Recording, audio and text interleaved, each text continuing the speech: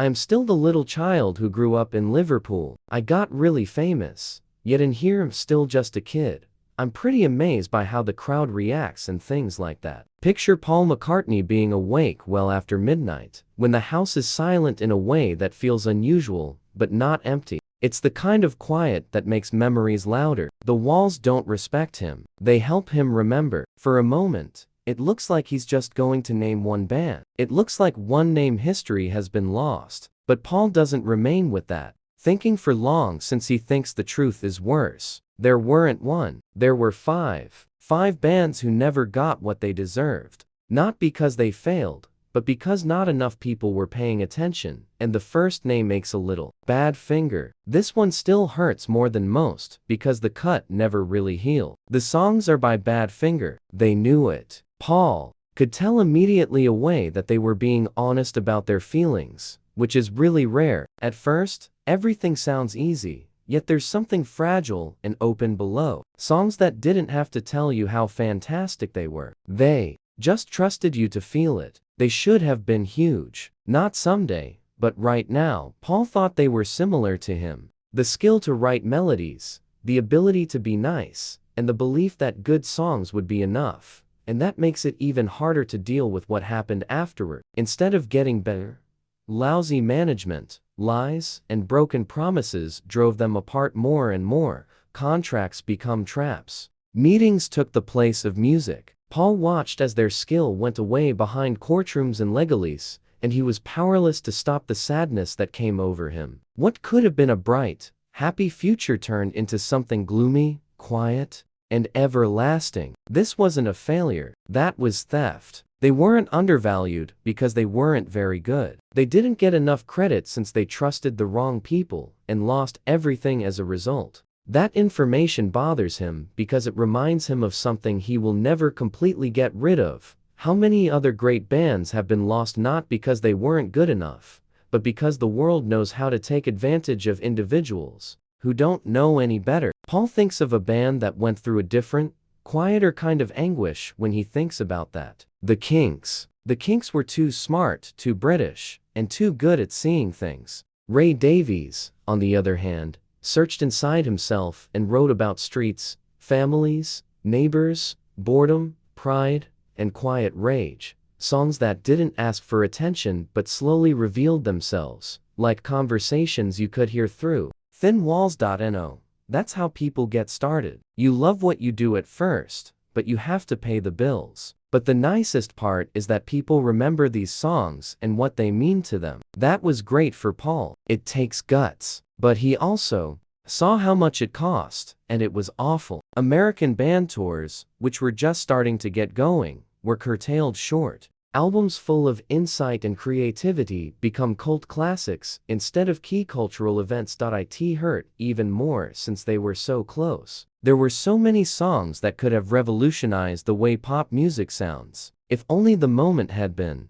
better. If only the business world had been more patient. If only people had valued subtlety as much as showiness. They still mattered. They didn't get it. That denial stuck with me like a small wrong.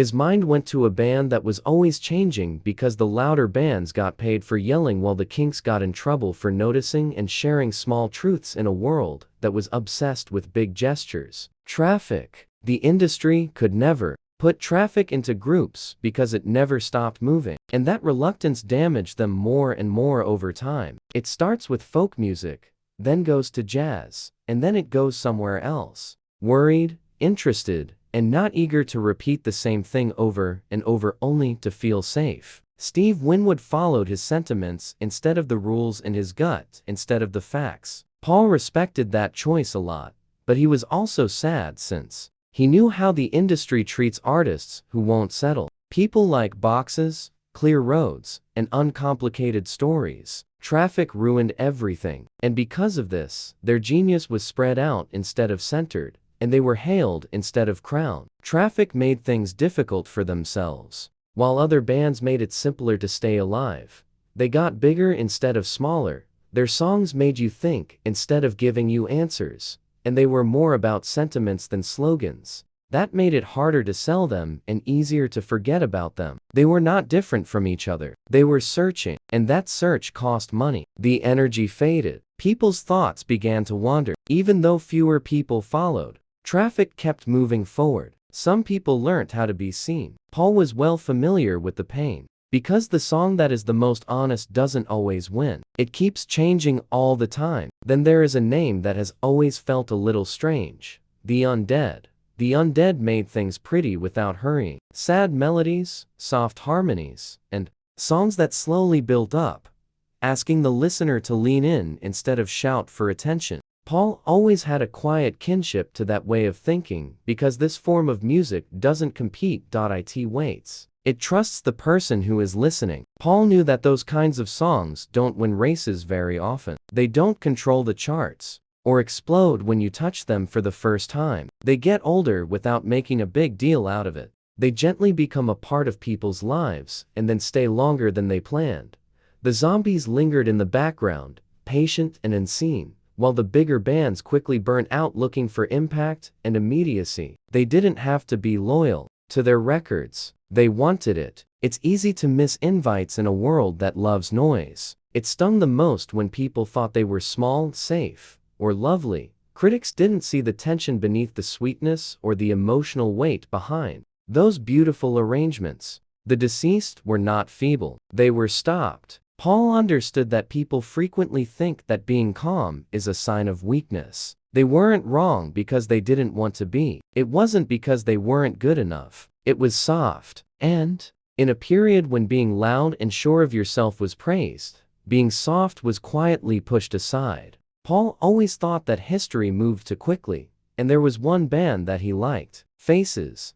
Faces have heart, messiness, and soul. It sounded like friends were playing for pleasure, not to be perfect. Their songs had sweat in them, and there was laughter between the notes. It was a relaxed vibe that was more honest than reckless. Rod Stewart's voice is gritty, funny, and soft all at once, like someone telling the truth without worrying how it sounds. Paul heard something pretty strange there. Not polished desire for charts, but real-time delight. Music that didn't show off or act like it was better than it was. He knew that made people uncomfortable because people never took Faces seriously enough. They were labeled messy, temporary, and transitional. Some people said they were just a phase, not a statement. But Paul heard a band that could preserve a feeling that most bands lose when they learn how to act after they get famous. It didn't sound like they were finished. They sounded free, and that freedom came at a cost. Joy is easy to miss. Joy seems careless when you compare it to discipline.